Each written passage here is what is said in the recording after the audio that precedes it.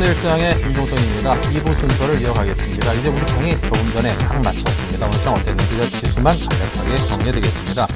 잠시한 약보합권으로 돌아섰던 우리 증시가 다시금 상승세로 돌아섰습니다. 코스피가 2.1포인트가 올랐네요. 1956포인트로 장을 마쳤고요. 코스닥은 여전히 3포인트 넘는 강한 흐름을 보여서 576.7포인트로 마쳤습니다. 자, 김혜영 캐스터가 오늘 장 여러분께 자세하게 정리해드립니다. 네, 시황센터입니다. 마감 시황 살펴봅니다. 오늘 코스피 지수 오전장에서 다소 부진한 흐름을 나타내기도 했는데요. 그러나 중국의 4월 무역수지 흑자 전환 소식과 함께 상승폭 확대에 1960선 재탈환하는 모습이었습니다. 그러나 오후장 들어서면서 외국인들이 매도폭을 강화했죠. 이에 따라 코스피 지수 보합권까지 내려서며 지지부진한 흐름이 이어졌는데요. 오늘 마감 종가 살펴보겠습니다. 코스피 지수 막판 들어서면서 상승세로 가닥 잡은 모습입니다. 2포인트의 오름세 보이며 1956선에서 장마쳤습니다. 이어서 코스피 수급 상황 함께 살펴봅니다. 오늘 코스피 시장에서는 개인과 기관이 지수 방어에 나서줬습니다. 반면 외국인은 5거래일째 매도세 보였는데요. 오늘 외국인 쪽에서는 3천억 원의 대폭의 매도 물량 출회가 됐습니다. 이어서 코스닥 살펴봅니다. 오늘 코스닥 지수 나흘째 강세 흐름이 지속됐습니다. 이 연중 최고치를 또다시 경신하는 등 계속해서 상승 랠리가 강하게 이어지는 모습인데요. 오늘 코스닥 마감 종가 살펴봅니다. 오늘 코스닥 지수 3포인트대의 오름세입니다. 576포인트에 장마쳤습니다. 이어서 코스닥 수급 상황 살펴봅니다. 네, 오늘 코스닥 시장에서는 모두 다 매수 우위입니다. 개인이 9억 원, 기관이 21억 원, 외국인이 막판 들어서면서 이 매수폭 확대한 모습입니다. 104억 원의 매수 우위 나타내면서 지수는 강세 흐름 보이며 장마쳤습니다. 이어서 환율 상황 살펴보겠습니다. 오늘 원달러 환율은 4원 40전에 내림세로 장 출발했습니다. 독일 지표와 미국의 증시가 호조세를 보이자 안전자산 선호 심리가 더욱더 부각됐기 때문인데요. 오후장 들어서면서 낙폭이 조금 만회되는가 싶었지만 결국 시초가와 비슷한 상황으로 오늘 종가 맞이한 모습입니다. 오늘 원달러 환율 마감 종가 살펴봅니다. 3원 90전에 내림세 보이며 1087원 50전에 장마쳤습니다. 이어서 코스피 시가총액 상위 종목 살펴봅니다.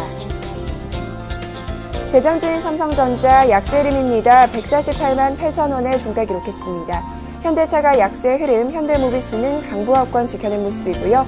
기아차는 낙폭 더욱더 확대되며 장마쳤습니다. 오늘 2%에 가까운 하락폭 보이며 53,800원에 종가 기록한 모습입니다. 이어서 코스피 시총 7위부터 12위입니다. SK하이닉스 약세 흐름입니다. 반면 신한지주 오늘 오전장과 오후장 모두 상승세 이어갔는데요. 오늘 1%대의 오름세입니다. 37,500원에 종가 기록한 모습입니다. 이어서 LG화학과 SK텔레콤 강보합권에서 장마쳤습니다. 이어서 코스닥 시가총액 상위 종목 살펴봅니다. 대장주인 셀트리온 오늘 계속해서 하락 흐름 이어졌습니다. 이 4%에 가까운 내림세입니다. 29,950원에 종가 기록했고요. CJ 오쇼핑 오늘 실적 개선에 대한 기대감에 장중 신고가 행진 이어갔는데요. 1.56%의 상승세로 34만 5,300원에 종가 기록했습니다. 이어서 동서 역시 오늘 흐름이 좋았습니다. 장중 4%에 가까운 강세가 이어지기도 했는데요. 막판 들어서면서 다소 상승폭 둔화된 모습입니다. 2%대의 강세 보이며 3만 200원에 종가 기록했습니다. 이어서 코스닥 시총 7위부터 12위입니다. GS홈쇼핑 낙폭 더욱더 확대하며 장마쳤습니다. 2%대의 내림세입니다. 오늘 22만 8,100원에 종가 기록했고요. 다음과 SFA가 1%대의 하락 흐름, 포스코 ICT 강보합권에서 흐름 보이며 장마친 모습입니다. 이어서 오늘의 특징 업종 및 테마 종목 살펴봅니다. IT주 주가가 외국인과 기관의 매도 공세에 오늘 동반 약세 흐름 보이며 장마쳤습니다. 삼성전자 약세장으로 148만 8천 원에 종가 기록했고요. LG전자 가장 많이 밀린 모습입니다. 오늘 2%대의 낙폭 보이며 82,700원에 삼성전기와 LG디스플레이 모두 1% 내외의 하락세가 이어진 모습입니다. 이어서 증권주 살펴보겠습니다. 오늘 증권주 주가 동반 상승세가 강하게 이어진 하루입니다. 정부에서 규제 완화 정책이 나왔다는 소식과 함께 오름세가 이어졌는데요. 삼성증권이 1%대의 상승세입니다. 51,700원에 이어서 우리투자증권이 가장 큰 폭의 강세가 이어졌습니다. 6%대의 강세 흐름, 이어서 동양증권과 대신증권 모두 3% 내외에서의 상승세가 이어졌습니다. 그동안 차이나 디스카운트 등 부진한 흐름을 보였던 중국 관련주 주가가 오늘 저평가 메리트의 동반 상승세가 강하게 이어졌습니다. 대거 상한가 도달하며 장마친 모습입니다.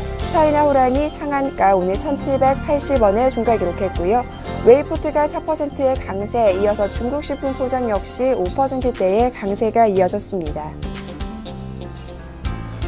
폭언 논란과 이 불매 운동으로 이미지에 큰 타격을 입은 남양유업이 5거래일째 내림세가 이어지고 있습니다. 오늘 1%대의 하락세입니다. 주당 18,000원씩 밀리는 모습입니다. 이어서 매일유업 함께 살펴볼 텐데요. 이 반세익에 대한 기대감에 오늘 매일유업은 강세장이 펼쳐졌습니다. 주당 3,300원씩 오르며 55,300원에 종가 기록한 모습입니다. 이어서 에이블CNC 살펴볼 텐데요. 이 1분기 실적 쇼크, 이 어닝 쇼크로 오늘 하한가 도달하며 장마쳤습니다. 주당 9,400원씩 밀리며 53,600원에 종가 기록한 모습입니다. 이어서 금호종금 살펴보겠습니다. 금호종금은 이 무상감자 후 반등의 3거래일 만에 성공했습니다. 오늘 상한가 도달하며 680원에 종가 기록한 모습입니다. 이어서 파인디지털 살펴보겠습니다. 오늘 파인디지털 강세 흐름 보이며 장마쳤습니다. 미래선소과학부가 이 한국판 첨단과학수사 사업에 대해 대대적인 투자를 하기로 결정했다는 소식이 주가에 긍정적인 흐름을 낳았는데요. 오늘 주당 380원씩 오릅니다. 파인디지털은 만원에 종가 기록한 모습입니다. 지금까지 시황센터 김혜영이었습니다.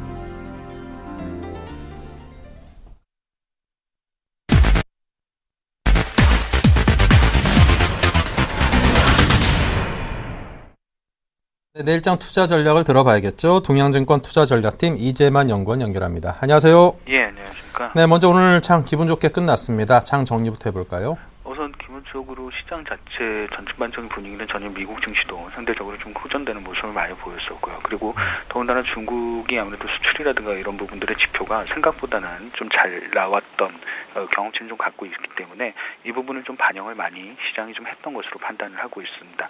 최근에 좀 많이 부진한 모습을 보였던 철강이라든가 기계 이런 업종들이 아무래도 중국의 경기라든가 이런 부분들을 좀 반영을 하게 되면서 금일 같은 경우는 외국인의 매수세와 함께 좀 강세를 보였다는 특징을 갖고 있고요.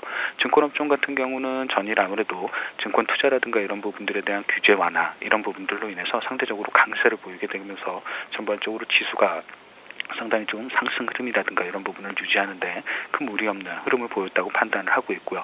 코스닥 같은 경우는 계속적으로 좀 지속적으로 강세를 좀 유지하는 모습을 많이 보이고 있는 상황입니다. 아무래도 IT 부품이라든가 바이오 이런 쪽에 관련된 업종들이 흔히 얘기하는 순환매가 조금 강하게 형성이 되게 되면서 전체적으로 투자 심리라든가 이런 부분들이 상당히 좀 안정적인 흐름을 보이고 있고 어떻게 보게 되면 중소형주들이 대형주보다는 실질적으로 좀 강세 흐름 이런 부분이 아직까지는 좀 유지되고 있는 상황이 아닌가라고 생각하고 있습니다. 네. 자, 20일에 이어서 이제 호주도 금리 인하를 단행하면서 이제 각국 중앙은행들이 양적 완화 정책에 보조를 맞추고 있는 양상입니다. 자, 과연 우리 한은 금통의 선택은 무엇일까요? 아무래도 이제 금리 인하라는 부분들을 워낙에 좀 강하게 좀 단행을 하고 있는 상황이긴 합니다. 근데 다만 국내 한국은행 같은 경우는 아직까지 시각 자체가 경기 같은 경우가 완만히 회복되고 있다는 시각을 아직은 견지를 하고 있는 상황이기 때문에 금리 인하를 굉장히 많은 기대를 하기는 쉽지 않은 시점이 아닐까라고 판단을 하고 있습니다. 물론 아직 흔히 얘기하는 물가 상승률이라든가 이런 부분들이 전반적으로 좀 안정적인 흐름을 보이고 있기 때문에 경기라든가 이런 부분들이 하늘의 예상과는 좀 다르게 그리고 원하는 수준과는 좀 밑돌게 될 경우는 금리 인하를 할 가능성이 있습니다만 지금 당장 추가 금리 인하를 통해 어떤 경기 부양이라든가 이런 부분들을 적극적으로 나설 가능성은 그닥 가능성이 높지 않은 시점이 아닐까라고 판단하고 있습니다. 네. 자, 그리고 독일 등 글로벌 증시는 이제 최고점 행진을 이어가고 있습니다. 우리 국내 증시도 거기 동참을 빨리 해야 될 텐데요. 아무래도 이제 국내 증시가 좀 전체적으로 부진한 그 원인들을 좀 생각을 해보게 되면 크게 여러 가지로 구분되기보다는 굵직굵직한 몇 가지로 좀 구분이 되는 것 같습니다. 우선 국내 같은 경우는 부동산 경기가 좀 다른 국가들에 비해서 좀 부진하다는 그래서 소비 심리라든가 이런 부분들이 좋지 못한 부분을 분명히 좀 가지고 있는 것 같고요. 두 번째로는 기본적으로 엔화 약세라든가 중국 경기의 부진 이런 부분들이 같이 겹치게 되게 되면서 국내 기업들이 상당히 좀 실적이 좋지 않은 부분들 특히 1분기 실적들 기업들이 좋지 않았던 부분들이 조금 시장을 많이 억누르고 있는 상황이 아닐까라고 판단을 하고 있습니다. 근데 앞서 처음에 말씀드린 부동산 관련 부분들은 전반적으로 4월 1일 날 이미 부동산 활성화 대책이 발표가 된 상황이기도 하고요. 그리고 최근에 일부 지역이긴 합니다만 부동산 거래량이라든가 가격들이 상승을 하고 있는 걸로 판단을 하고, 그리고 주택가격 심리지수라든가 이런 부분들이 상대적으로 좀 개선되는 모습을 보이고 있기 때문에 부동산 시장의 회복 가능성은 굉장히 높은 시점이 아닐까라고 생각을 하고 있습니다. 두 번째로 지적드렸던 국내 기업들의 실적이라든가 이런 부분들의 문제, 어떻게 보게 되면 엔화가 너무 가파른 속도로 약세로 진행이 됐고, 그의 반면에서 원화가 이제 좀 강세로 가다 보니까 수출 기업들의 그런 가격 경쟁력이 훼손되지 않을까라는 우려가 많이 불거져 있는 상황이긴 합니다. 다만 국내 같은 경우는 대체적으로 보게 되면 달러당 한 100엔 정도 수준이 흔히 얘기하는 일본이 감내할 수 있는 적정 정도 환율 수준이라고 판단을 하게 되게 되면 기본적으로 엔화의 약세 속도는 좀 조절될 가능성이 지금부터는 높다라고 생각을 하고 있고요. 중국 경기도 다소나마 1분기 때 생각보다는 좀 부진한 모습을 보이긴 했습니다만 금일 발표된 수출이라든가 이런 부분들을 생각을 좀 해보게 되게 되면 흔히 얘기하는 경기가 굉장히 더 안 좋아져서 악화되는 형태보다는 흔히 조금 어떻게 보게 되면 연중 최저 수준이 1분기 정도 수준에서 기록을 할 수 있겠구나라는 생각을 충분히 할 수 있는 부분이기 때문에 그런 부분들에 대한 상대적인 생각을 해보게 되면 실적이라든가 이런 쇼크도 1분기가 지나서 2분기로 들어가게 되면 자연스럽게 좀 완화될 수 있는 부분이 아닐까라고 생각하고 있습니다. 네. 자, 그런 남양유업 사태가 이제 뭐 가불간의 어떤 그 불공정 행위 관련해서 굉장히 이제 뭐 좀 더 이슈가 심화되고 있는 상황입니다. 지난 4거래일 기준으로 하면은 11% 이상 주가가 빠졌다는 그런 분석도 있던데요. 자, 앞으로 이제 주가 타격이 계속 될지, 아마도 이제 워낙 100만 원이 넘는 고가주라서 개인 투자자들이 갖고 있는 분들은 별로 없을 것 같다는 생각이 개인적으로 듭니다. 하지만 기업 자체의 어떤 본질적인 가치가 있고 같은 동일업종 내에서 뭐 한국 야쿠르트와 함께 시장의 부동의 1위를 차지하고 있는 회사이니만큼 기업 가치를 놓고 볼 때 이번에 주가가 좀 내려와 준다라면은 좋은 매수 호기로 활용해 볼 수도 있겠다 싶은 투자자분들도 있을 것 같거든요. 그와 관련해서는 어떤 분석을 해주시겠습니까? 기업은 물론 이익이라든가 이런 부분들로 주가를 평가하는 게 맞기는 합니다. 근데 다만 최근에는 기업들이 가지고 있는 브랜드의 가치라든가 브랜드의 이미지, 그리고 시장의 절대적인 흔히 얘기하는 어느 정도의 위치를 가지고 있는가도 굉장히 조금 중요한 주가의 하나의 변수로서 작용을 많이 하고 있는 시점인 것 같습니다. 남양유업이라는 기업이 갖고 있는 기업의 이미지라든가 브랜드의 가치 이런 부분들은 고객들이 만드는 부분들이 상당 부분 좀 있기 때문에 실질적으로 기업의 이미지라든가 이런 부분들이 타격이 좀 있다라고 하게 되면 투자 심리는 많이 조금 훼손됐을 가능성이 굉장히 높다라는 생각을 같이 할 필요가 있는 것 같습니다. 물론 기업의 실적이라든가 이런 부분들이 굉장히 견조하기 때문에 상대적으로 이런 부분들에 의해서 주가가 쇼크를 받게 되면 흔히 얘기하는 저가의 매수 타이밍으로 생각할 수 있는 부분도 있습니다만, 제 생각에는 전체적인 기업 이미지라든가 이런 부분들을 같이 고려를 해야 되는 부분들이 있기 때문에 적극적으로 매수에 나서는 건 그닥 좋은 방법은 아니지 않을까라고 생각하고 있습니다. 네, 적극적으로 나서는 건 그다지 좋은 방법은 아니다. 어제 기준으로는 기관이 상당량을 내다 팔고 개인이 그 물량을 다 담는 그런 선택을 한 걸 보면은 지금이 좀 매수 기회다라고 생각하는 좀 개인들이 있지 않나 하는 생각에 또 드려본 질문입니다. 자, 그렇다면 내일장 전망 들어볼까요? 아무래도 전반적으로 분위기 자체가 크게 어떻게 보게 되면 장의 한쪽의 방향성이라든가 트렌드를 형성하기는 쉽지 않은 시장이 아닐까라고 생각을 하고 있습니다. 더군다나 내일은 한국이 금통위가 있고 이 부분에서 금리를 좀 동결한다든가 이런 부분들이 그냥 흔히 얘기하는 시장의 컨센서스 자체로 받아들여지고 그 컨센서스 정도에 그냥 부합하는 금리 동결이 되게 된다라고 하게 되면 시장이 큰 폭의 상승과 하락을 거듭하지 않고 작은 폭 안에서 등락을 좀 거듭하는 형태, 양상을 좀 보일 가능성이 여전히 높다라고 생각을 하고 있습니다. 지금 현재 시점에서 좀 관심을 가져봐야 될 업종이라든가 이런 부분들은 아무래도 그 가격이 싼 업종들에 대한 관심이 대단히 좀 높지 않나라고 생각을 하고 있습니다. 그래서 최근에 철강이나 기계 이런 업종들도 상대적으로 강세를 보인 하나의 이유라고 판단을 하고 있고요. 이런 부분들은 다소간 계속적으로 좀 진행될 가능성이 높다라고 생각을 하고 있습니다. 즉, 한 업종 내에서도 PER이라든가 PBR 이런 부분들이 상대적으로 낮은 기업들이 전체적으로 보게 되면 순환매 양상이 진행이 되게 되면서 강한 상승 탄력의 흐름을 받을 가능성이 좀 있다라고 기본적으로 판단을 하고 있고요. 전반적으로 아직까지는 가격이 싸다라고 판단할 수 있는 업종의 대부분 다 좀 속해 있는 기업군들은 전체적으로 화학 이런 기업군들 아니면은 정유라든가 항공 이런 업종들이 전반적으로 좀 가격이 낮게 형성이 돼 있는 그룹군이기 때문에 한 번쯤은 관심을 가져보시는 게 좋은 전략 중에 하나가 되지 않을까라고 생각하고 있습니다. 네, 잘 들었습니다. 지금까지 동양증권의 이재만 연구원이었습니다. 감사합니다. 네, 감사합니다. 네, 자 이어서 오늘장 수급 분석하겠습니다. 샘플러스의 김형근 전문위원 만나봅니다. 안녕하세요. 네, 안녕하세요. 네, 오늘장 수급상 특징 또 업종별 특징 정리 부탁드립니다. 예, 오늘 지수가 1956포인트에서 마감이 됐는데요. 1950포인트를 잘 지켜주면서 마무리가 됐습니다. 장기평선을 지켜주면서 마무리가 됐는데 수급적인 부분을 좀 살펴보면 아직까지는 역시 외인들의 이 매수세는 좀 유입이 안 되고 있는 부분을 좀 확인을 할 수 있습니다. 일단 좀 차트를 좀 보시면서 좀 말씀을 드리면 현재 지금 코스피 차트인데요. 일단 21선을 돌파되고 나서 장기평선이 좀 안착되는 그러한 모습을 좀 보여주면서 1950포인트를 좀 지켜주는 모습, 이러한 흐름을 상당히 긍정적으로 보고 있습니다. 차트의 흐름상 상당히 긍정적이고요. 그리고 해외 시장 같은 경우 상당히 최고가를 계속해서 연중 최고가 행진을 좀 보여주고 있습니다. 그리고 글로벌 쪽으로 계속 유동성의 어떤 공조 부분, 경기 부양에 대한 공조 부분, 이러한 부분들이 진행이 되면서 국내 시장에도 뭐 긍정적인 영향을 줄 거라고 보고 있습니다. 다만 이제 그런 순환되는 그러한 흐름이기 때문에 이러한 부분들 어떠한 전략을 또 잘 써야 되는지 좀 고민을 좀 해봐야 되는 구간인 것 같습니다. 반면에 이제 코스닥 같은 경우는 뭐 계속 강세를 보여주고 있죠. 바로 지금 현재 최근 시장에서 어떤 종목별로의 강세를 계속 나타내주고 있는 거죠. 코스닥 시장의 종목별로의 강세 부분. 물론 실적이 기반이 되는 종목들을 위주로 해서 그러한 흐름들이 좀 나타나고 있습니다. 전일 같은 경우에도 뭐 코스닥의 상보나 이러한 종목들을 보면 견조한 흐름을 보여주다가 실적 발표를 하고 나서 실적이 좀 안 좋은 부분을 발표하니까 좀 급락을 하게 됐죠. 변동성이 좀 크게 되고요. 오늘 같은 경우도 뭐 AVCNC나 이러한 종목들은 또 실적 쇼크를 발표를 하면서 뭐 하한끝까지도 가는 그러한 흐름들이 좀 나타나고 있습니다.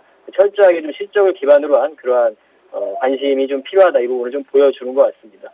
업종별로 오늘 수급을 좀 더 살펴보면 코스피 쪽에서 일단 오늘 외인들의 매도가 2,600억이 넘었죠. 상당히 좀 매도를 많이 했습니다. 외인들의 현물 쪽에서의 매수는 여전히 좀 진행이 안 되고 있는 상황입니다. 매도의 기조가 계속 되고 있는 상황이고, 오늘 특징적인 부분은 이런 IT 쪽에서 전기전자에서 좀 매도가 나온 부분이 좀 특징적입니다. 어떠한 좀 낙폭의 민감주들, 낙폭 민감주들의 어느 정도의 좀 반등이 좀 지속성을 좀 보여주고 있는 모습이죠. 추가적인 좀 반등도 또 가능하다고 봅니다. 낙폭 민감주들의 그 부분에 있어서 일단은 뭐 단기적인 그러한 반등, 트레이딩 관점에서 접근이 가능하지 않나 생각을 하고요. 화학업종에 대한 부분만 어느 정도 조금은 중기적인 시각에서 좀 관심이 가능하지 않나, 좀 이렇게 좀 판단을 하고 있습니다. 일단은 아직까지 이러한 IT라든가 이러한 뭐 자동차 부품이라든가 이러한 섹터 여전히 좀 견조한 흐름이라고 생각을 합니다. IT 쪽에서도 오늘 보시면 아시겠지만 대형주 쪽은 약간의 조정을 좀 받았지만, 하락을 했지만 부품주라든가 이러한 부분들을 보면 상당히 견조한 흐름들을 보여주고 있습니다. 여전히 좀 중소형주의 그러한 강세가 진행이 좀 돼가고 있다. 이 부분도 좀 판단을 해볼 수 있을 것 같습니다. 전반적인 다른 섹터 쪽의 흐름은 대부분 외인들이 좀 매도가 나왔죠. 통신금융 쪽에서 매도도 나왔고, 유통 쪽도 매도가 나오고, 골고루 좀 매도가 나왔습니다. 외국인들의 매도는 철강 쪽에, 철강과 기계 쪽에 좀 매수가 유입이 되는 부분이 특징적이고요.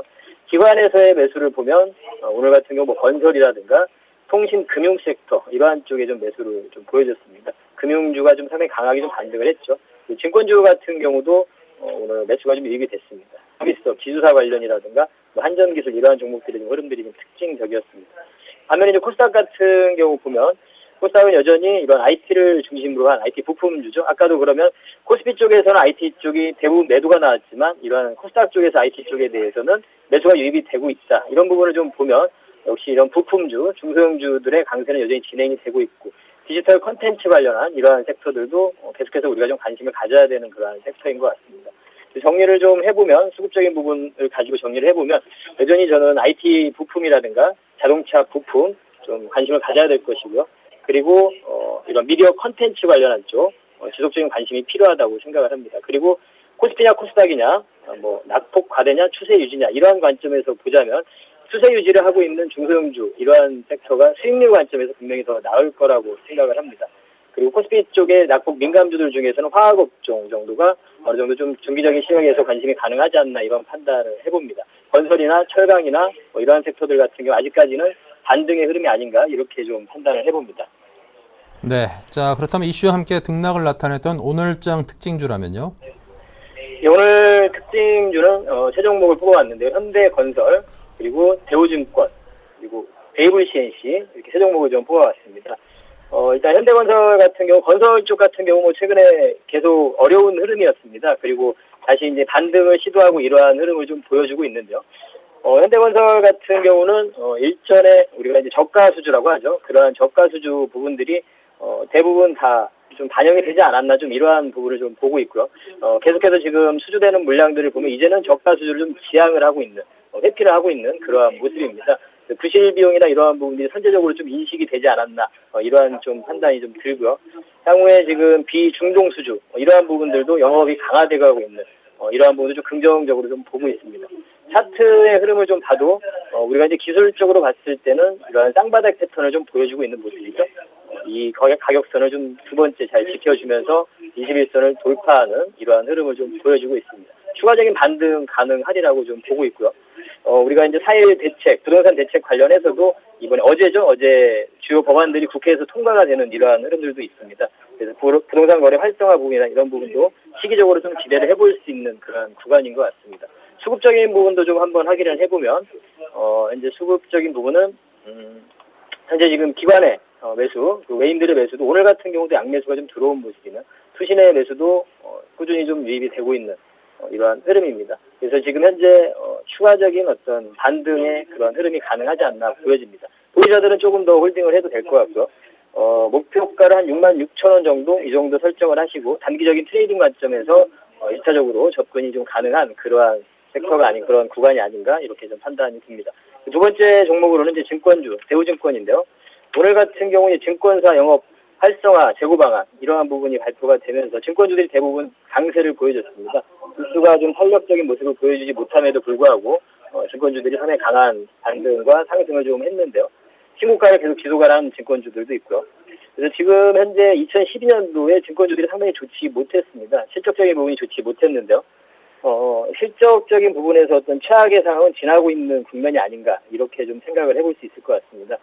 자본시장 자통법 개정한 이후에 향후에 이제 대형 증권사가 이제 IB은행으로서의 어떤 역할 부분, 대형 증권사들이 더 수혜를 볼 거라고 생각을 하고요. 중소형 증권사들 같은 경우에는 특화된 어떤 업무라든가 이런 부분이 더 부각이 되겠지만 결과적으로 봤을 때는 대형 증권사들이 더 수혜를 볼 수 있는 그러한 혜택, 그러한 법안이 아닌가 좀 생각이 듭니다. 그래서 증권주 같은 경우는 대형주들 위주로 해서 좀 관심이 가능하다고 생각을 하고요. 최근에 많이 빠진 이후에 차트적으로 기술적으로 봐도 비슷한 패턴이죠. 지금 건설주, 낙폭주들은 다 대부분 이러한 비슷한 패턴들을 보여주고 있죠. 바닥을 좀 쌍바닥을 다져주고 나서 21선 돌파되고 지지받고 다시 상승을 시도하는 오늘 거래도 상당히 좀 눈에 띄는 부분이죠. 추가적인 이 종목 또한 추가 반등이 좀 가능하지 않나 좀 생각이 듭니다. 수급적인 부분, 그럼 오늘 이렇게 매수가 들어온 수급적인 그런 주체를 보면 이제 기관에서 상당히 많이 들어왔습니다. 투신과 연기금에서 이러한 매수세들, 기관은 이미 좀 꾸준한 매수세를 좀 보여주고 있었습니다. 이러한 종목들도 특히 종목으로 좀 꼽아봤고요. 목표가를 한 12,000원 선 정도 설정을 하시고 단기적으로 1차적으로 이러한 대응이 좀 가능한 그러한 종목인 것 같습니다. 세 번째 종목으로는 원래 AVCNC 하락한 종목이죠. 오늘 하한가까지도 간 종목인데요. 바로 이제 실적을 기반으로 한 종목을 우리가 접근을 해야 된다 이렇게 보여주는 거죠. 상당히 지금 저가 화장품에 대한 시장의 경쟁이 상당히 심화되고 있는 그러한 구간에서 실적이 좀 어닝 쇼크를 발표를 하면서 오늘 하한가를 갔습니다. 신규 매수 같은 경우는 좀 자제를 하시는 게 좋을 것 같고요. 보유를 하신 분들이라면 손절가는 5만 원 정도 설정을 하시는 게 좋을 것 같습니다. 그 반등 시에 비중을 좀 보유자들 같은 경우도 반등이 나올 때 좀 비중 축소하는 전략이 맞는 전략이 아닌가 생각이 듭니다. 이런 시장 저가 화장품 시장 경쟁 심화나 이런 부분이 단기간에 끝날 수 있는 부분은 아니라고 생각이 들고요. 안 좋은 그러한 또 뉴스도 있었죠. 그 부사장이 실적 발표 직전에 집으로 정리하는 이러한 부분들도 좋지 못한 그러한 부분인 것 같습니다. 이 종목 같은 경우는 좀 비중 축소 관점에서 좀 이렇게 말씀을 드리도록 하겠습니다. 우리가 항상 어떤 좋지 못한 악재가 있는 종목들 같은 경우에는 조금 피해가는 부분이 낫지 않나. 그리고 현재 시장 같은 경우는 여전히 좀 추세가 살아있고 빠지는 종목보다는 가고 있는 종목들이 더 견조한 흐름들을 보여주고 더 강하게 갈 가능성이 크다고 생각을 합니다. 특히 종목 이렇게 세 가지를 소개해드리도록 하겠습니다. 네, 자 지금까지 오늘장 특징주까지 김영근 전문위원과 함께 분석해 들어봤습니다. 감사합니다. 네, 감사합니다.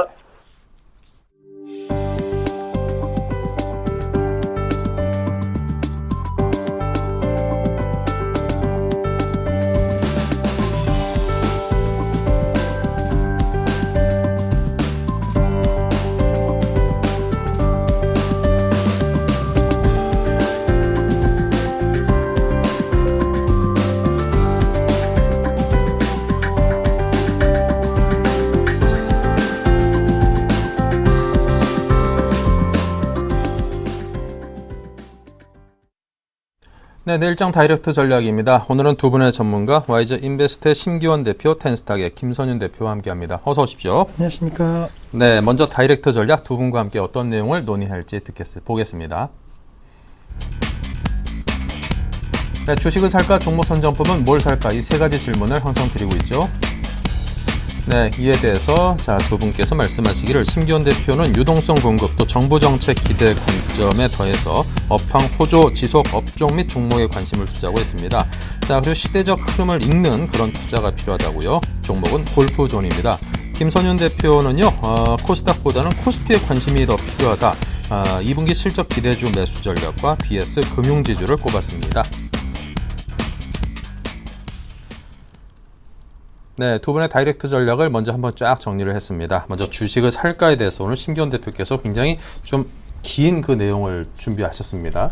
네, 우선 뭐 주식 매수에 있어서 예. 역시나 좀 여러 가지 좀 가능성을 염두를 하시고 또 여러 가지 요인에 따라 갖고 매수를 하셔야 된다라고 먼저 말씀드릴 수가 있겠습니다. 뭐 가장 큰 것 같은 경우에는 시장 뭐 전체적으로 놓고 봤을 때 유동성 공급, 즉 돈의 힘으로 많이 올라갈 수 있는 장세 흐름이 현재 연출이 되고 있다라고 정리해 드릴 수가 있겠고, 미국 증시와 지금 시점 일본 증시 그러한 흐름 속에서 강세 흐름을 보이고 있습니다. 물론 일본 증시 같은 경우는 강세 흐름 보인다라고 한다면은 국내 증시 IT라든가 자동차, 삼성전자와 현대차 시가총액 비중이 상당히 높은 것은 우리 증시에 있어서 어쩔 수 없는지 하락 요인으로 작용할 수 있겠지만은 뭐 전 세계적인 돈의 힘으로 올라간다라고 한다면은 그런 흐름에 언젠가는 빠르게 동조화될 수 있다라고 정리해 드릴 수가 있겠고, 추경 관련된 부분에 있어서 어제 이제 의회에서 통과가 되는 그런 모습을 보였습니다. 그만큼 이제 본격적으로 예산이 심의가 되고 그에 따른 돈이 풀어질 가능성이 상당히 높다라는 거, 국내적인 이벤트에 있어서도 역시나 돈의 힘으로 각 업종과 종목 쪽으로는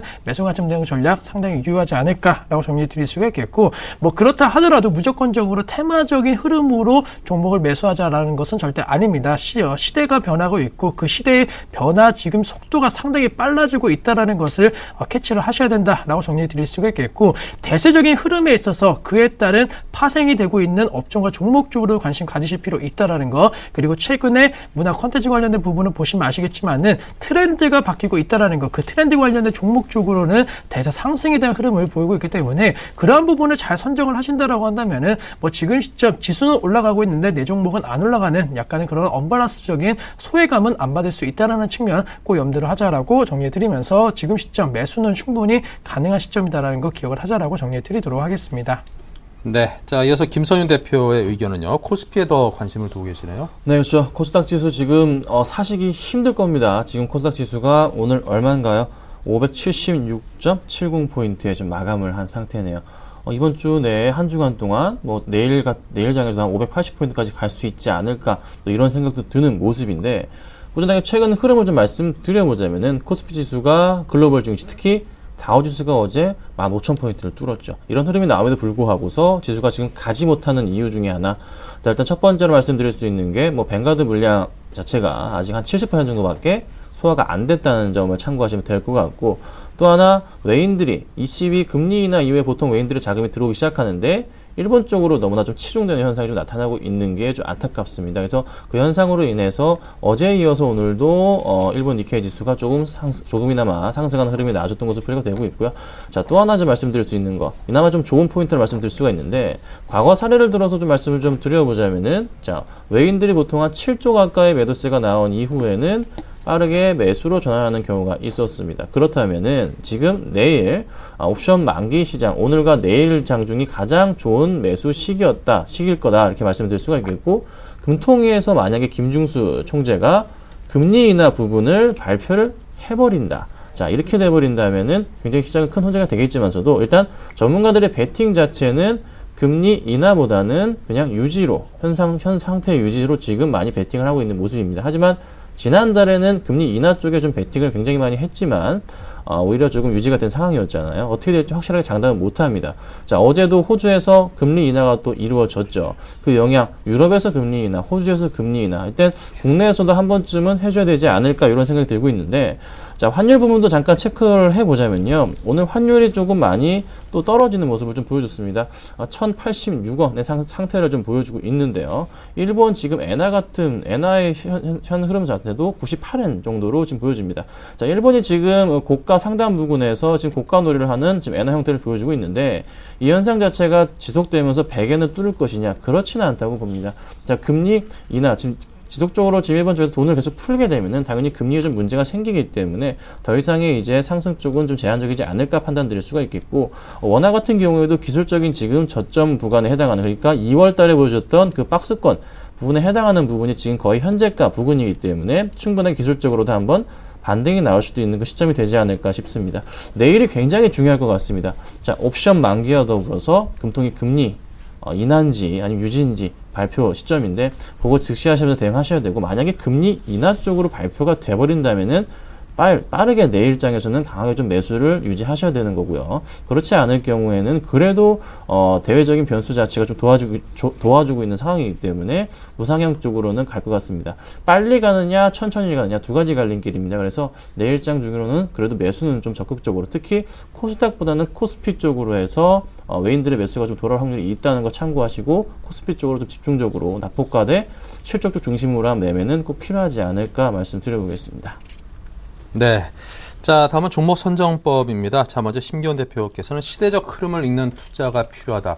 누구나 하고 싶지만 몰라서 못하고 있습니다. 좀 가르쳐 주십시오, 이번 기회에. 네, 우선은 사실 지금 시대적인 변화, 좀 말은 거창하게 말씀을 드렸는데, 사실 우리가 사용하고 있는 제품군들에 대한 수요가 늘어날지 아니면은 안 늘어날지 간단하게 생각해 보시면은 알 수 있다라고 정리해 드릴 수가 있겠습니다. 오늘장 같은 경우에도 여러 가지 종목군들 52주 신고가가 경신되고 있는 모습 보이고 있는데, 대표적으로 몇 종목 말씀을 드리면은 니온쿠첸 같은 경우는 7% 급등세 보이면서 현재 시점 52주 신고가 경신이 되었습니다. 다들 아시겠지만은 전기 밥솥과 관련된 부분에 있어서 우리나라에 있어서 경쟁력이 어느 정도 갖췄다라는 거, 그리고 그러한 부분에 있어서 해외 시장 성공 가능성이 높을지 안 높을지 한 번쯤 생각해 보신다라고 한다면은 투자를 해야 될지 말아야 될지 어느 정도 자신이 결론이 나올 수 있지 않을까라고 정리해 드릴 수가 있겠고, 3,000일자 정도도 오늘장 하락 반전되었지만은 장중에 52주 신고가가 경신되는 모습 보였습니다. 우리나라가 일본과 중국처럼 자전거 인구가 폭발적으로 늘어나고 있지는 않지만은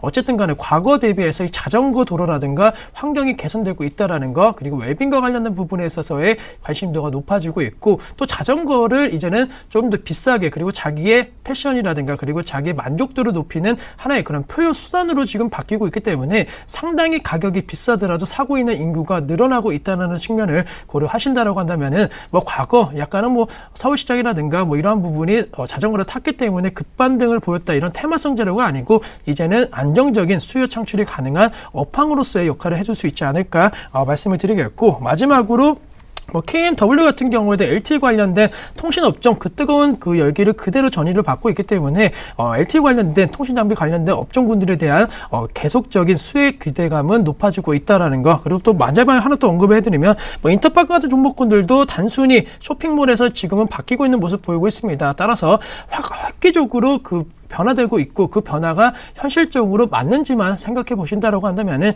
충분히 개인 투자자들도 이러한 종목 흐름을 따라갈 수 있을 수 있다라고 정리해 드릴 수가 있겠고, 그러한 분위기를 사실 예측이 어렵다라고 한다면 앞서 제가 52주 신고가 종목군 중에서 몇 종목 말씀을 드렸는데, 역시나 그렇듯이 52주 신고가 종목 중에서 그러한 종목을 찾고 그러한 종목군에 대한 경쟁력을 한 번쯤은 조사 한번 해보신다라고 한다면 생각보다 상당히 좀 쉽게 찾을 수가 있습니다. 주가 같은 경우에는 변동성도 보일 수 있고 여러 여러 가지 불확실성 요인에 따라 갖고 주가 흐름을 보일 수는 있겠지만은 어쨌든 간에 그 기업에 대한 펀더멘털을 가장 잘 나타내주고 있는 객관적인 그런 지표가 바로 주가이기 때문에 주가, 신고가 종목 위주로 약간의 관심을 갖자라고 정리해 드릴 수가 있겠고, 앞서 이제 스포츠에 대해서 말씀을 드렸는데 스포츠 인구가 상당히 늘어나고 있습니다. 아무래도 트렌드다라고 말씀을 드리는 게 뭐 지금 다양한 문화 산업이 육성이 되고 있지만은 스포츠와 관련된 그리고 여가 생활과 관련된 트렌드가 상당히 빨라지고 있고, 과거와 다르게 그러한 트렌드, 스포츠에 대한 과감한 투자가 이루어지고 있다라는 거, 그와 관련된 산업군에 대해서는 분명히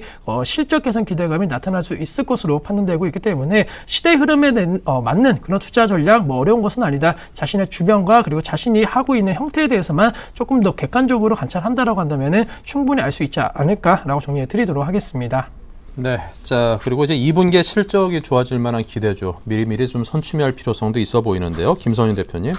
네, 그래서 아까도 말씀드렸던 이제 내용에 대해서 연장선인 것 같습니다. 자, 코스닥 기업들이 이제 굉장히 좀 신고가 패턴 잘 가고 있는 거 말씀 잘 주셨는데, 실질적으로 사기가 조금은 부담스러우실 겁니다. 따라가셔도 괜찮지만서도 부담스러운 건 사실인데, 그렇다면은 최근에 코스피 종목들 중에서 낙폭이 과했던 종목들이 서서히 조금 반등을 주고 있는 흐름이 나와줍니다. 어떤 업종들이 있죠? 바로 이제 건설 업종들이 조금 반등을 주고 있는 흐름이 나와주고 있고, 화학주 관련해서도 지금 낙폭이 과했던 종목들이 다시 한번 서서히 좀 반등을 주고 있는 흐름이 나온단 말이죠. 그렇다면 코스피 지수 자체가 지금 오늘 강보합권에 조금 다시 되돌려주면서 머물긴 했지만서도 한번 약간 쉬어가는 흐름이 연출이 되면서 한번 좀 더 세게 갈 수 있는, 큰 상승을 가져올 수 있는 구간이 조만간에 나오지 않을까, 이런 판단이 듭니다. 실질적으로 지금 걸림돌에 해당하는 부분 자체는 외인들의 매도세, 특히 벵가드 물량도 소폭 좀 껴있다는 게 좀 안타깝긴 하고, 외인들이 일본 쪽으로 치우쳤다는 게 안타깝긴 한데, 실질적으로 실적에 대한 부분에 있어서 코스피 종목들 이제 거의 다 1분기 실적 자체가 발표가 끝나는 상태이고, 이제 코스닥 기업들 발표가 시작되는데, 2분기 실적이 똑같은 이제 1분기 실적이 좋았던 종목들이 역시나 2분기에도 굉장히 양호한 흐름을 좀 이어갈 겁니다. 그러면 지금 코스닥은 아직 실적 발표가 아직 확실하게 끝난 부분은 아니고, 코스피 종목들이 2분기 실적에 대한 예측치를 가지고서 서서히 나오기 시작할 겁니다. 그럼 지금부터라도 기관들이 매수가 들어가는 종목들과 외인들의 매수가 들어가는 종목들은 조금 관심 있게 볼 필요가 있습니다. 특히 이제 기관들의 매수가 좀 많이 들어오는 종목들은 최근 들어서 조금 관심 있게 볼 필요가 있는데, 그 종목들을 중심으로 해서 1분기에 이어서 2분기도 시장 트렌드를 장악하는 그런 종목들이 굉장히 많이 나올 겁니다. 그래서 낙폭이 과했던 대형주 중심으로 해서 그래도 실적이 좀 괜찮았던 종목들 중심으로 보시면 될 것 같아요. 건설주를 좀 말씀을 좀 드렸는데, 건설주 중에서 이제 한 가지 종목을 좀 말씀을 좀 드려보자면, 대표적으로 실적이 좀 1분기 때, 양호했던 대림산업 같은 경우가 지금 최근에 그 트렌드를 가장 잘 반영하고 있지 않나, 이런 생각이 듭니다. 자, 박스권에서 지금 4월 달에 박스권 7만 7천 원 부근에서 계속적으로 횡보를 해주다가, 최근에 다시 한번 1분기 실적 좋게 나왔고요. 2분기 실적에 대한 또 기대감으로 인해서 주가가 또 반등을 주고 있고, 또 정체적인 수혜주까지 같이 겹쳐주면서 또 해외 수주량까지 또 같이 동반 조금 늘어날 가망성까지 보여주면서 상승해주고 있단 말이죠. 대부분의 이제 건설주들이 이런 흐름 자체, 2분기에 대한 개선, 실적에 대한 개선과 정책에 대한 개선감으로 반등을 주고 있는 모습이 긍정적이라는 거 말씀을 좀 드릴 수가 있겠고, LG 화학제 화학을 말씀드렸는데, 자, 화학주도 마찬가지입니다. LG 화학도 완벽하게 지금 주가 흐름 자체가 바닥권에서 서서히 지금 다시 한번 차트의 흐름을 깨면서, 하락 추세를 깨면서 상승 쪽으로 전환하는 흐름들이 나와주고 있습니다. 이렇듯 지금 최근에 낙폭이 과했던 대형주들이 반등을 주고 있단 말이죠. 코스닥 기업들은 계속적으로 우상향하면서 고가놀이를 하면서 지속적인 상승을 가져오는 반면에, 코스피 기업들은 안정한 모습을 보여주면서 바닥권 가격을 완벽하게 확인한 이후에 반등을 주는 모습이 좀 더 매수하시기 훨씬 편하실 겁니다. 그래서 이렇게 말씀드렸던 이제 기업들 관심 있게 보실 필요가 있을 것 같고요.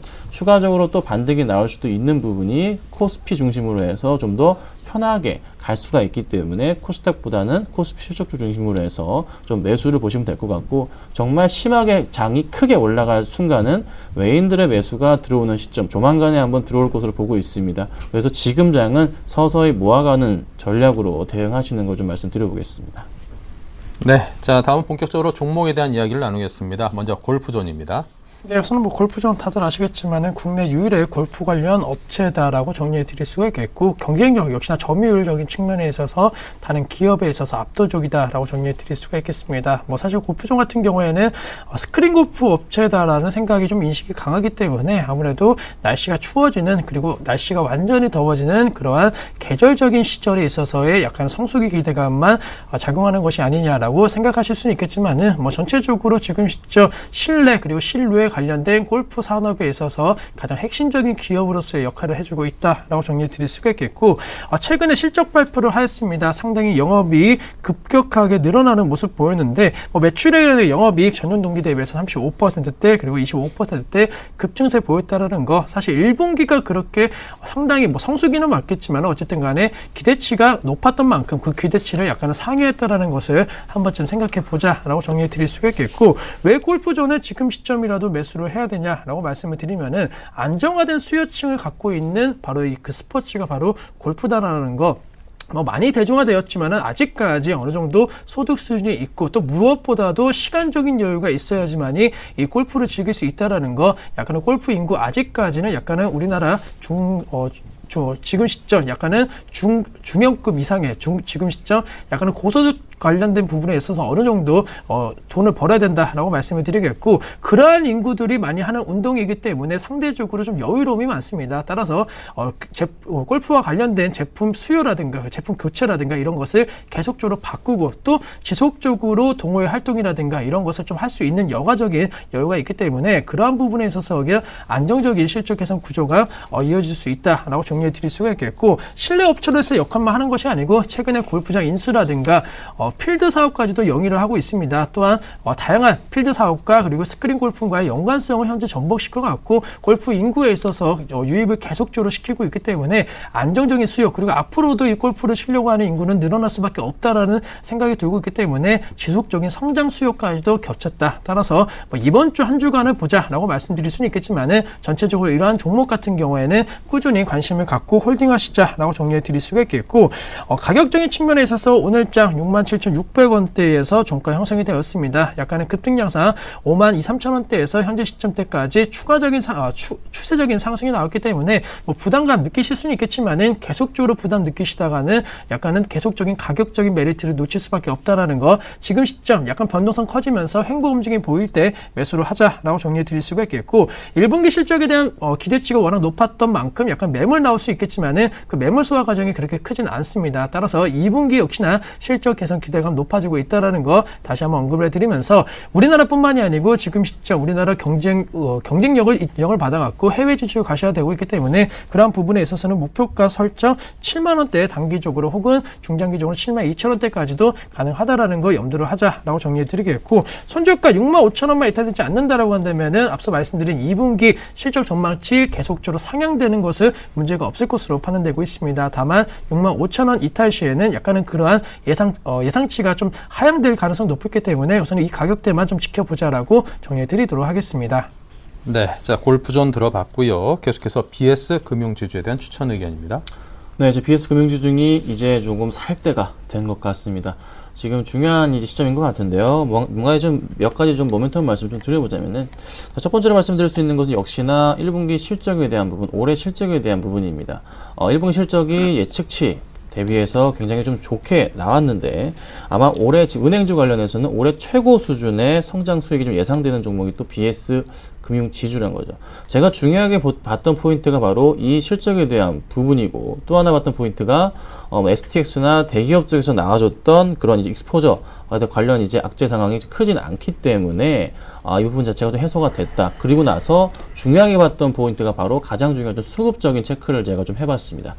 이게 그러니까 이 올해 1월 1일부터 해서 외인들, 지금 가장 최근에 외인들이 굉장히 많은 물량을 최근에 뱉어냈습니다. 5월 2일 같은 경우 14만 주 가량이고요. 5월 3일 35만 주, 5월 6일 50만 주, 5월 7일 45만 주, 5월 8일 오늘 같은 경우에는 76만 주를 벌어냈단 말이죠. 그런데 이게 1월 1일부터 그러니까 차트상으로 봤을 때 1월 1일부터 해가지고 물량 자체 소화 과정을 보니까 지금 1월 1일부터 오늘까지 딱 가격이 외인들의 물량이 다 쏟아져 나온 가격이었습니다. 그래서 모든 물량 자체가 소화가 지금 다 끝났기 때문에 더 이상 외인들이 뱉어낸 물량 자체는 굉장히 미미합니다. 이전에 이때 들어왔던 물량들 자체, 이때 물량 자체가 있지만서도 이때는 외인들이 좀 매수가 좀 들어왔던 부분이고 또 크지는 않았기 때문에 이 물량을 좀 중요하게 보셔야 되는데 지금 이 소화 과정이 끝난 이후부터 내서 강하게 매수가 들어올 수 있는 포인트가 또 하나 보이는 게 바로 기관들의 수급이란 거죠. 자, 기관들의 수급 지금 최근 4일 연속 매수가 들어와 주는데 외인들의 매수 물량, 특히 뭐 오늘 같은 경우에는 외인 76만 주 던졌지만서도 기관들이 50만 주 이상 매수가 들어와 줬고요. 그 중심에 있는 게 바로 투신권과 연기금에서 최근 들어서 매수가 조금 그래도 강하게 들어와 줍니다. 자, 금융투자 쪽에서도 5일 연속 순매수를 이어가면서 하락에 대한 지금 방어를 하고 있는 모습이 보여줍니다. 그렇다면은 지금 BS 금융지주 같은 경우에는 지금 더 이상 하락폭은 제한적이고 오히려 조금 반등 쪽으로 방향을 틀 가능성이 지금 굉장히 높아졌다 말씀드릴 수가 있겠습니다. 자, 외인들의 매도 물량 더 이상 나올 물량이 많지가 않습니다. 이젠 기관들의 매수 물량으로 다 소화가 될 수 있을 정도의 물량이기 때문에 충분히 가격적인 메리트 발생했다. 꾸준하게 매수하시면 되고요. 은행주에서도 올해 한 해 가장 성장성이 예상되는 종목이고 지난달에 금리 인하를 안 했지만서도 대출 확대에 대한 부분을 은행권에 숨통을 좀 트여줬습니다. 그래서 그 부분까지 수혜가 주목이 되면서 BS 금융지주가 이제 서서히 반등을 줄 수밖에 없는 이유가 생길 것 같습니다. 자, 그렇다면 목표가 자체를 저는 항상 시초가 말씀드리는데 내일 시초가 정도에 담으셔가지고요. 담으시고 나서 목표가 1차적으로 15,000원 정도를 좀 말씀드리고 싶어요. 15,000원으로 말씀드리는 게 지금 바로 그 전 고점에 해당하는 부분 자체는 이 박스권 라인에 해당하는 14,500원 부분인데 그 이상까지 충분히 그 전 박스권에 해당하는 하단 부분에 해당하는 15,000원 정도까지는 무리 없이 좀 갈 수 있지 않을까 이런 판단이 듭니다. 1차적으로 보실 분들이라면 짧게 한 5% 정도 수익 나실 수 있는 종목 중에 하나이고 저는 15,000원 정도까지 대응을 하신다면은 충분하게 재밌는 좀 수익이 나기 때문에 걱정하지 마시고 매수를 하시고요. 손절가는 한 13,000원 정도로 짧게 보도록 하겠습니다.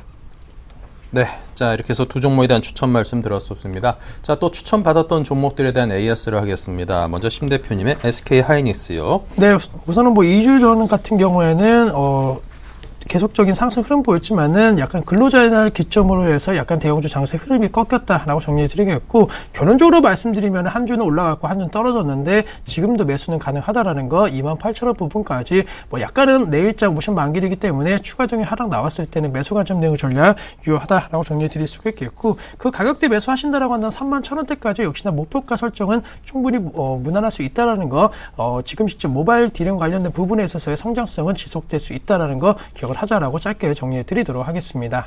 네, 자 우리 김선윤 대표가 재추천했던 인프라연은 현재 수익이 한 15% 가까이 나 있습니다. 네, 지금 1차 목표가가 13,000원이었고요. 2차가 이제 14,000원 잡아드렸는데요. 지난 시간에 이제 수요일 날 못 나왔었죠. 그 전에도 한번 뚫었었는데 말씀 못 드렸고, 오늘도 역시 뚫고 올라갔습니다. 정리를 조금 하도록 하고요. 만약에 이제 가지고 계실 분들이라면은 익절가를 잡아드리겠습니다. 14,000원 깨고 내려갈 경우에는 반드시 조금 수익 실현하시면 될 것 같습니다. 14,000원 경우에 아마 15% 정도 되거든요. 많이 드셨습니다. 충분히 2주 동안 수익 많이 내드렸고요. BS 금융 쪽으로 좀 갈아타시는 게 조금 더 전략적이지 않을까 말씀드려보겠습니다. 네, BS 금융 쪽으로 이제 좀 수익이 날 만큼 났으니까 갈아타보자, 이런 의견 좋습니다. 자, 오늘 주신 다이렉트 전략 다시 한번 정리합니다.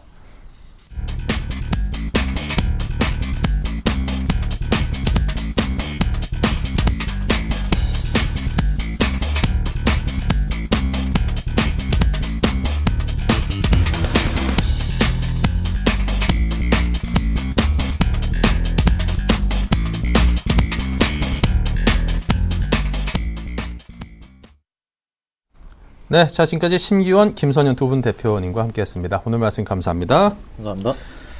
네, 오늘 우리 증시 아주 기분 좋은 상승으로 마쳤습니다. 자, 내일도 이런 상승 흐름이 좀 꾸준히 이어주길 기대하고요. 이제 굵직한 또 이벤트들이 있는 이만큼 좋은 소식 기대해 보겠습니다. 내일 뵙죠.